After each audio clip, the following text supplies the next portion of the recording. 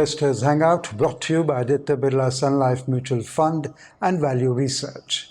In today's program, we're going to bust the biggest mutual fund myths. With me is the CEO of Value Research, Dhirendra Kumar. Dhirendra, are you ready to bust the myths?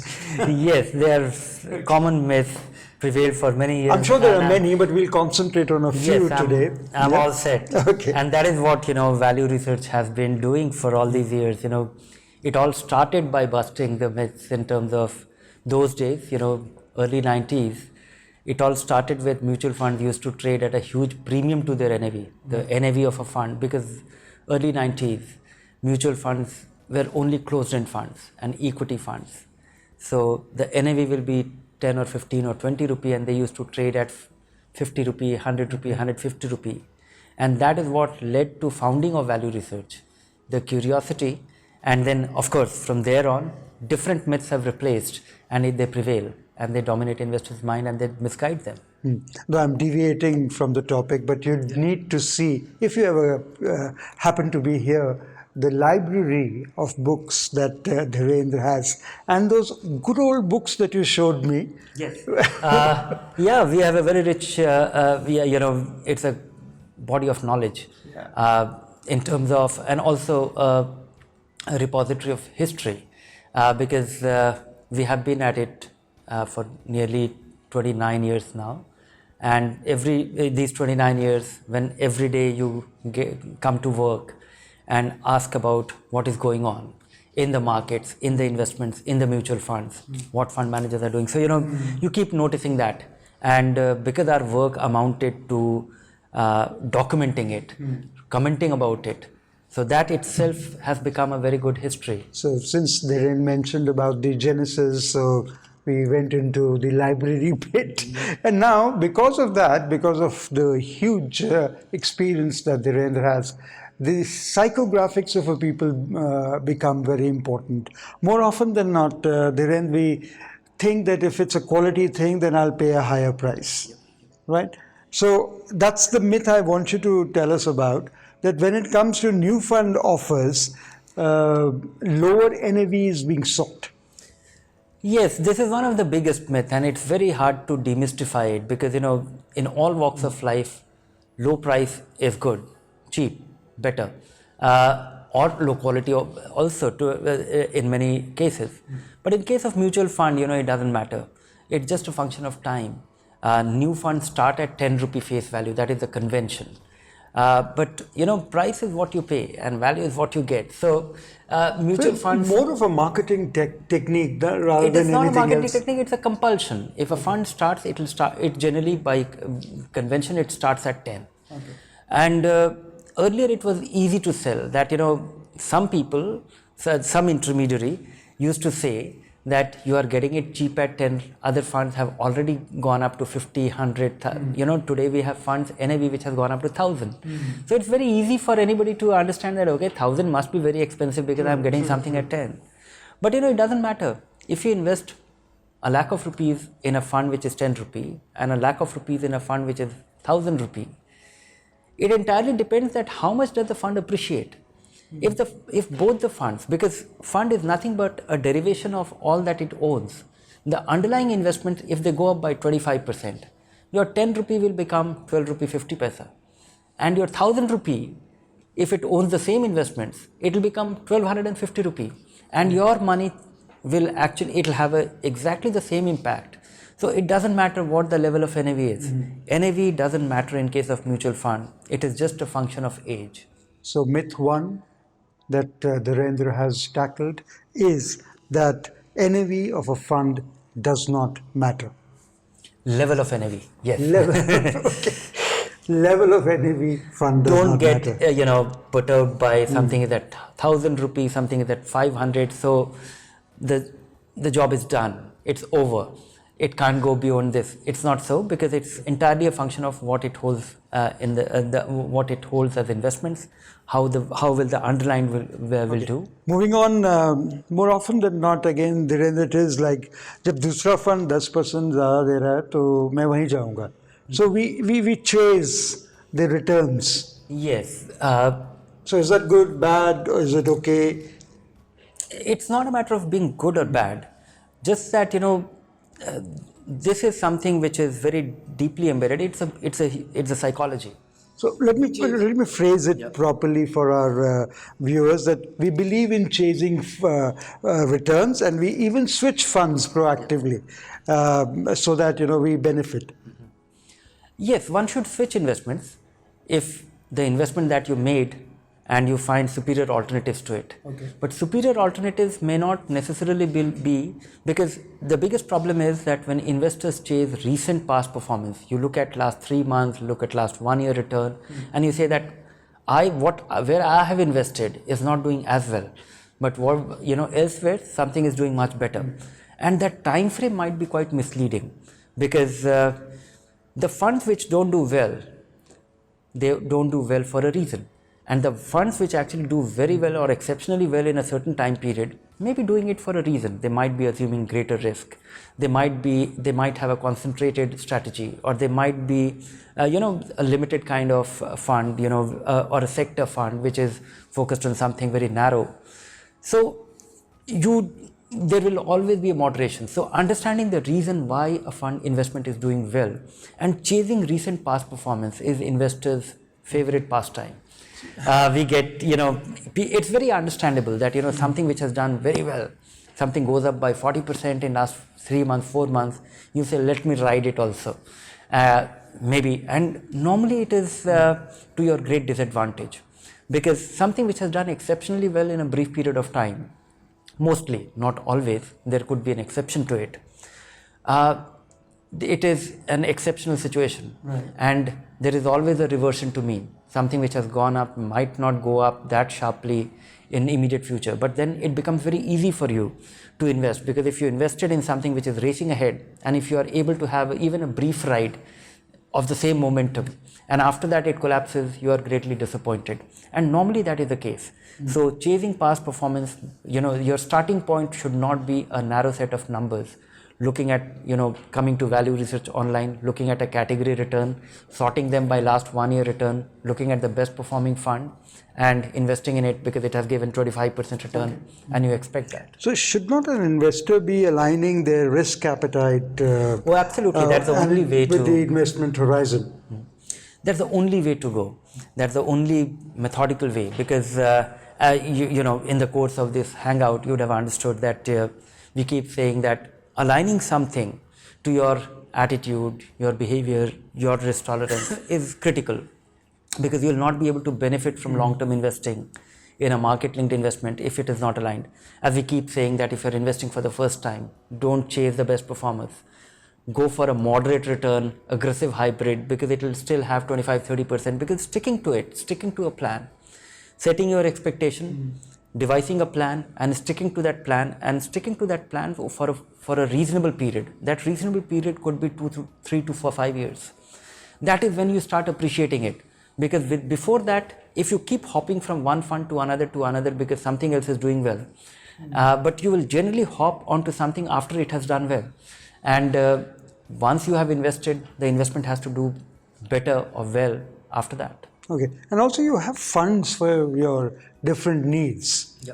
So accordingly, one should choose. And thereafter, I want to ask you also about the LTCG part of on the equity funds.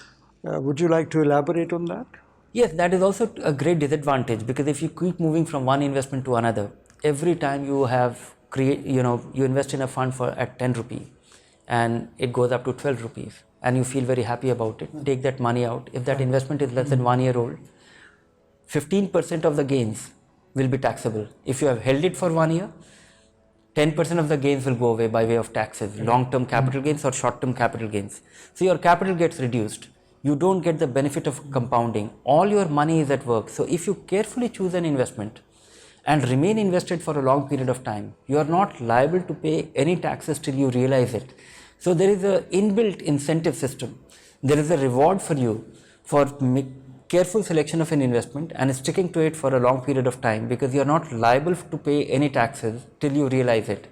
And every time you realize it, your capital reduces, because your gains get reduced by 10 or 15% depending on the age of investment, and that money doesn't stop working from there on.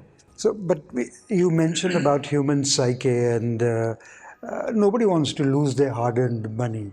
So, वो लाजमी है कि person will look at it, that fund is not doing so, my fund is not doing so well, the other fund is doing. So, how do I stop this urge? No, you will have the urge.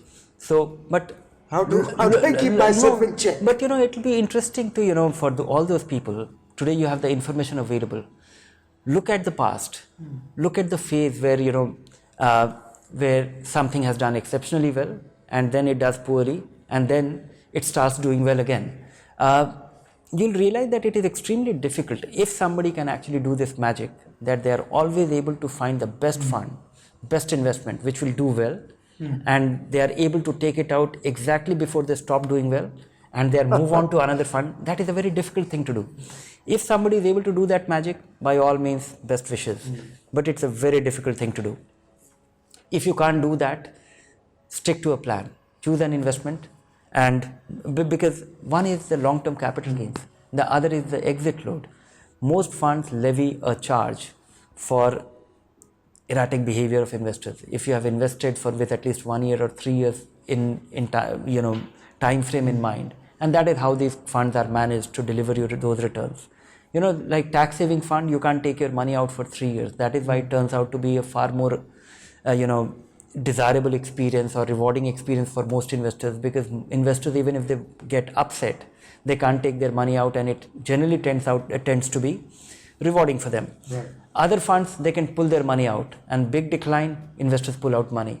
That turns out to be disappointing, a loss-making proposition, and a permanent impairment, a permanent loss for them the moment you realize it. So once you start appreciating the long-term rewards of investing in something which is generating superior return, but it comes with ups and downs, it takes time, it takes experience to appreciate that. So, we have debunked myth number 2. Don't be hyperactive, and align the fund selection with your risk appetite and investment horizon before looking at the returns. Anything else you want to add? It's Yeah, Should no, we that's move about on? it. That's Okay, we'll move to the Okay, let's next move on one. to the third myth, and that myth is related to dividend plans. People feel that it's part of NAV and it's okay, or, Dividend is a reward. and there is a reward. So, how would you like to elaborate on that? Yes, dividend for variety of reason, entirely because the perception of dividend is that a company makes profit, and if it makes profit, it retains some capital, and remaining money it gives it back to investors. And dividend is a signal, is a symptom that your investments are doing well, getting part of your money back. Or people look at it in terms of a well-performing investment, or that is what they have been used to, that you invested some money, and all other investment that you make, you get some returns. You buy a house, give it on rent, you get your monthly rental income. You make a deposit and you get an interest income. You buy a stock, you get dividends. So it is all a signal that it's all working nicely. That is what they expect in mutual fund too. But when it comes to mutual fund, you are buying something and you are getting a small, assuming that you buy 10 lakh rupees worth of a mutual fund, and assuming that you buy it at 10 rupee, and in a year's time, the NAV becomes 12 rupees, which means your 10 lakh rupee has become now 12. And the fund decides to pay you a 10% dividend on the face value. So you get a lakh of rupees by way of dividend. So you have gotten your dividend back. The design of a mutual fund is that you can take your money back anytime. An open-end fund, you can choose to. So I would say that dividend in mutual funds do not make sense. If you are making a long-term investment, you are getting a part of your money back, which you can take back anytime. So aren't you losing your benefit on compounding if you? Yeah, one is you're getting a benefit, you're losing on the benefit of compounding. Not only that, you are being taxed. Dividend is subject to dividend distribution tax. In case of fixed income, it is 28.5%, or in case of equity now it is 10%. So if you invest 10 lakh rupees in the previous example I was mentioning, and your investment become 12 lakh rupees, and you get 1 lakh rupee by way of dividend by a fund company, you only get 90,000 rupee. And 10,000 rupees goes by way of dividend distribution tax. And of course that So that 90,000 means rupees, the NAV is reduced NAV is reduced by 1 lakh rupees. So your net assets has reduced by, 10 rupee NAV becomes 12 and then gets reduced to 11, and you got 90 paisa, 10 paisa has gone by way of dividend. So nowadays, dividend in most cases do not make sense. Don't get dividend, even if you need income from your investments, don't derive it in the form of dividend. Derive it by a withdrawal plan. Decide how much you want annually, quarterly from your investment. Be moderate about it, be careful about it. But deriving it in the form of a dividend, because one is that you will be getting a money when you need it by your choice, when you mount a withdrawal plan. That if you invest 10 lakh rupees and you want, say, for sake of simplicity, you want 80,000 rupees a year. So you can say that, okay, give me back 20,000 rupees by way of systematic withdrawal plan every quarter. And that will be money at a quantum of your choice and time of your choice, which is not in case of dividend. It will be subject to fund company deciding to do that. It will be subject to dividend distribution tax, and your withdrawal will be far more tax efficient, because that is not subject to, and a good part of the withdrawal in the initial years will be your capital itself. So the long-term capital gains implication will mean that your tax rates will be far lower. So if you have distributors coming to you saying कि बस dividend मिलने वाला है खरीद लीजिए, that's the old story now. Don't it doesn't get make into sense it anymore. Dhiren, what if somebody has already opted for it? Can they go back? Can they go avoid being part of the dividend scheme? If somebody has already chosen to be invest in, or if somebody is invested in dividend plan, they need to act. They need to act, because if it's a long-term money and they don't need to be in the dividend plan, or they don't need the periodic income, but they just felt happy, and earlier there was no tax consequence. From 1st of February 2018, ever since the dividend distribution tax was clamped on equity fund, dividend is injurious. So you need to redeem your money or switch your money from a dividend plan to the growth plan, where all the money will accumulate and you can choose to derive the gains or returns or at the time and quantum of your choosing. So myth number 3, that it is not an additional Dividends income. don't make sense anymore. It's not an additional income. It is like withdrawing a part of your accumulated profit, right? So quickly, can we? Would you like to sum up for people the 3 myths? 1, NAV of a fund.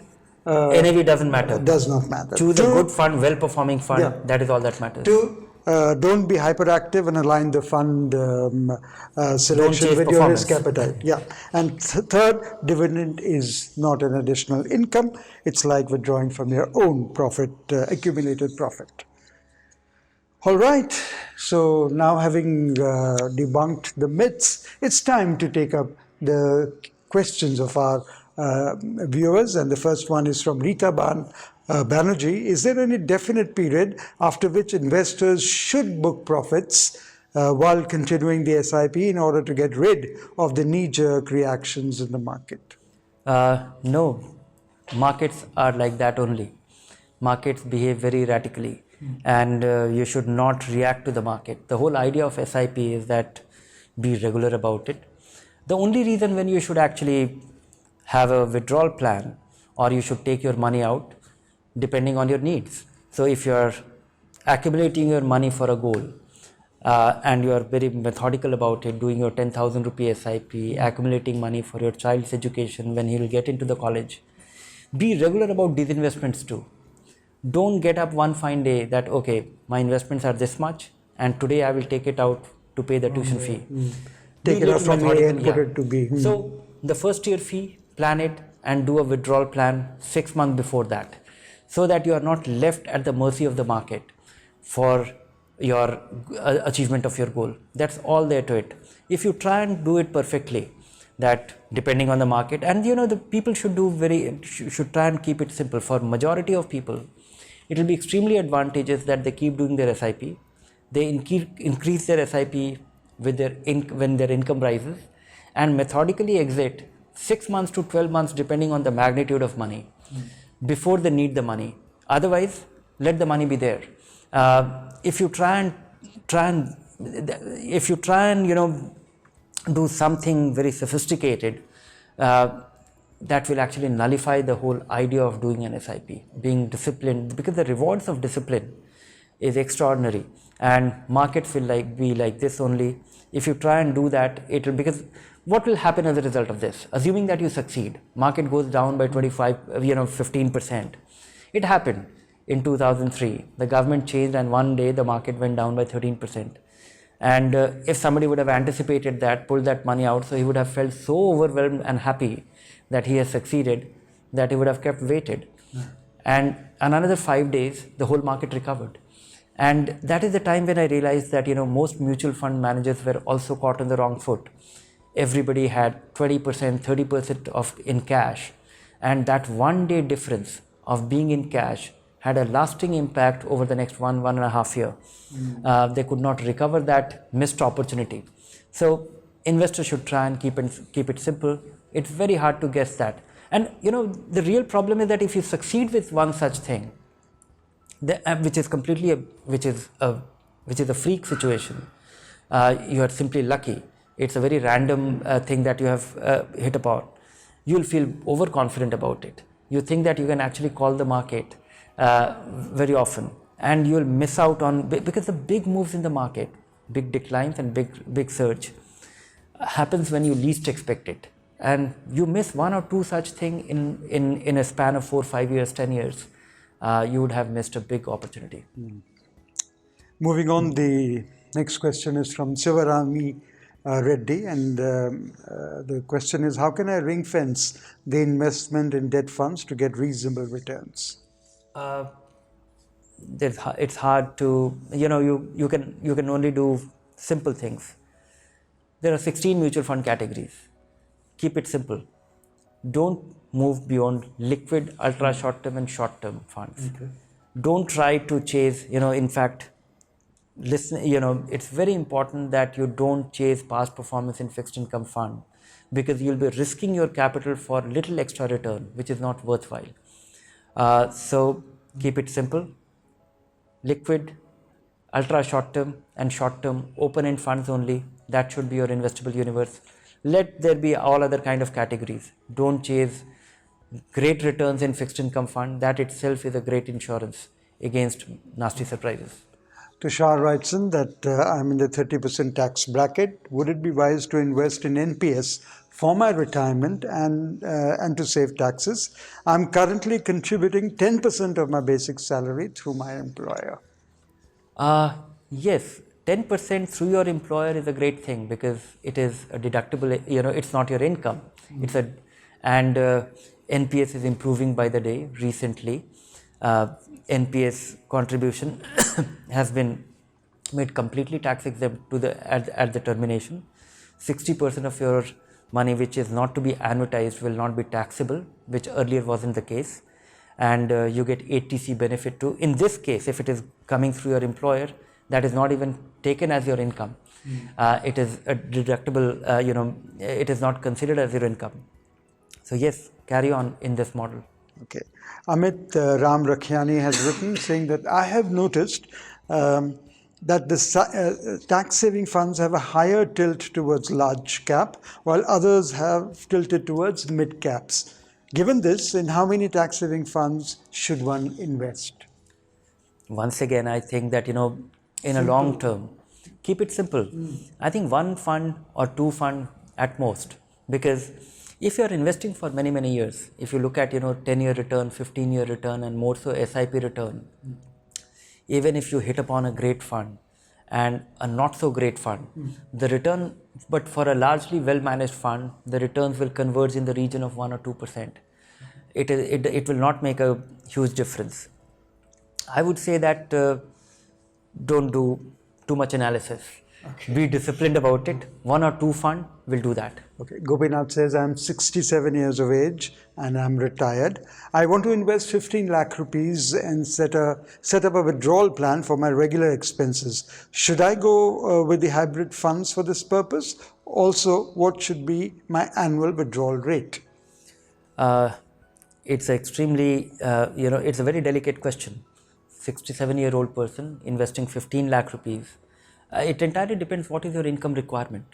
And there are different asset classes from which you can be little more confident of deriving returns. But the whole idea that you invest in a market linked investment also to protect the worth of your capital. So I would say that if you get very conservative, say a equity income fund, then your withdrawal rate in initial years should be 6%.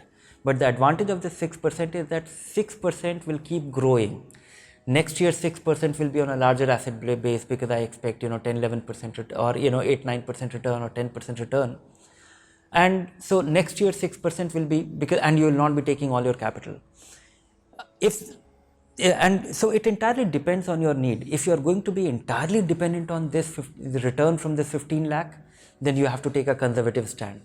If it is going to be a complementary income that you get your pension or you have some other income source, and this return from 15 lakh rupee less periodically will be a supplementary income, and you will not be entirely dependent on for your essentials, then you can get into a equity hybrid fund, do an annual withdrawal rate.